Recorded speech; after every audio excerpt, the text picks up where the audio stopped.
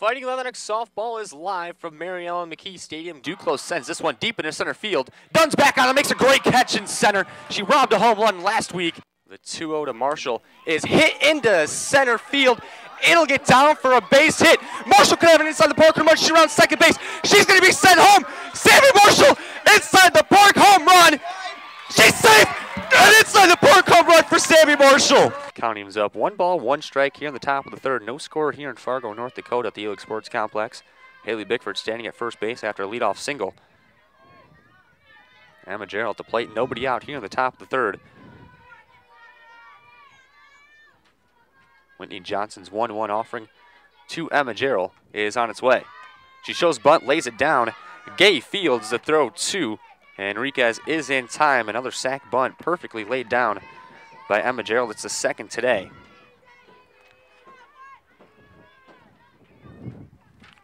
Fundamental softball at its finest there. Can't really lay down a sacrifice bunt much better than that. Now it's Brianna Williams stepping into the left-handed batter's box. She had her struggles against Krista Menke.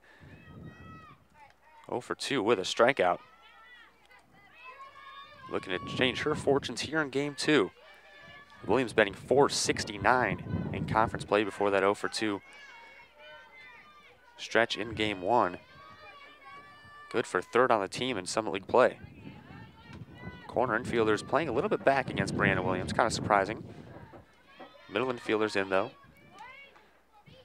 The first offering, corner infielders creeping in as Whitney Johnson delivered.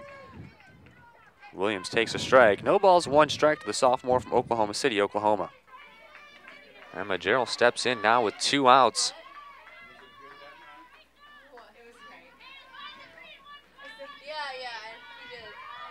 Gerald struck out looking at her previous at-bat and also grounded out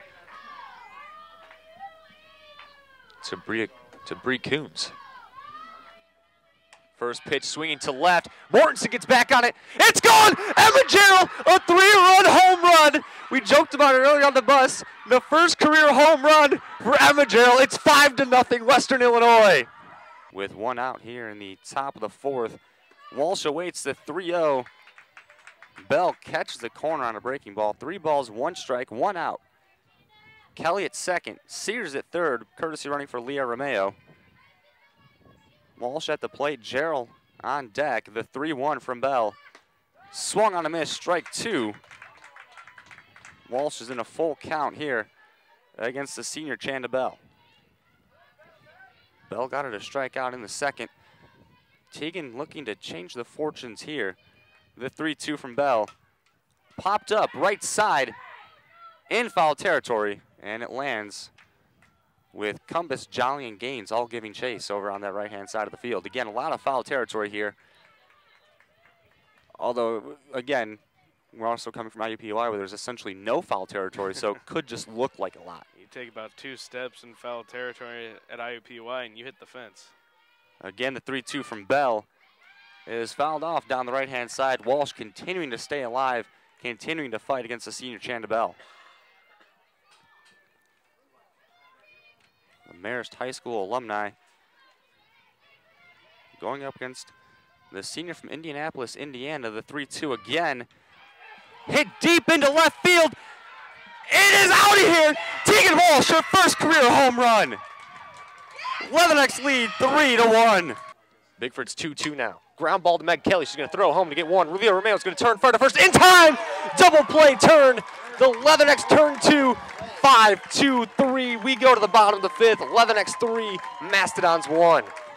What a turn by Meg Kelly and Leah Romeo. And a 1-1 ball game there. Marshall goes, Dunn swings and misses. The throw is high into center field.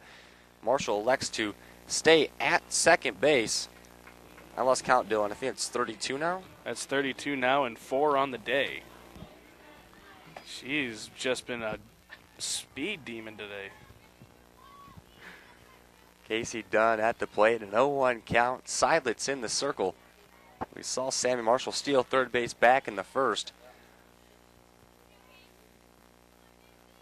I'd venture to guess she might be on the move early here too. She does not go. The pitch is high from Seidlitz. It's now 1 ball, 1 strike to Casey Dunn, the freshman from Buffalo Grove, Illinois. Bottom of the 7th has begun. For Southern Utah, they have the leadoff runner aboard. Marshall goes. The throw to third is well off. Marshall's going to make the turn, and she's going to score. It's now 13-1. Sammy Marshall with 33 stolen bases on the air. Jamie Goss was 1 for 3 in Game 2 and was 3 for 4 in Game 1. Trying to continue her hot streak. And she's batting .526 in conference play. This one down the first baseline, and it is a fair ball. Jamie Goss is going to round first. She's going to be up with a stand-up double. And it looked like the first base umpire had to jump out of the way. She couldn't get a good look at it. And Jamie Goss continued to run as the ball went deep into the corner here at Mary Ellen McKee Stadium. And Western Illinois is back in business here in the first. The home plate umpire, Sergio Villarreal, said it went off of Landon's glove at first base and into foul territory, which makes it a fair ball. So Jamie Goss hustling all the way, gets to second base, and now there's a runner in scoring position with 1 out. Romeo, another one of these Leathernecks has turned on once conference play has started. The first offering to Romeo is low and outside. Bingham had some problems with it, but Goss was unable to advance. 1 ball, no strikes to the freshman Romeo, who's been hit by a pitch 13 times this season. The 1-0 is high and tight. Romeo able to dance out of the way of that one. I think that might be the first time that she's done that all season. She has an eye for the ball, and the ball has an eye for her. Well, she said yesterday in the postgame interview that natural instinct that players have to back away from a ball, she just doesn't have it. As she fouls off the 2-0 offering against the netting. 2 balls, 1 strike. Goss at second. 1-0 Leathernecks here in the bottom of the first inning. Western Illinois threatening to put up more. Meg Kelly on deck. Romeo at the plate. Lorimer, her 2-1 offering with 1 out, is on its way. It's off the hands of Romeo. Past a diving Kleppen at short. Goss is going to be held at third base. They're at the corners for Meg Kelly. And a good idea there by Jamie Goss to hold up and wait for the ball to get past her to see what would happen. It got past Kleppen at short. She hit off to third, so now there's runners on the corners with just 1 out for Meg Kelly, who is always a dangerous hitter. Meg Kelly went 1 for 4 and scored a run in Game 2. She's batting .267 in conference play, .284 overall in 2012. Has 3 home runs to her name. Good for second on the team.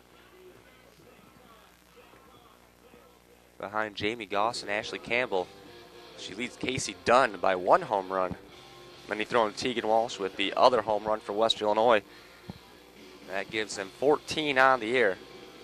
And with runners at the corners, you probably don't want anybody else up right now besides Meg Kelly. And if it is somebody else, it's Ashley Campbell who's on deck.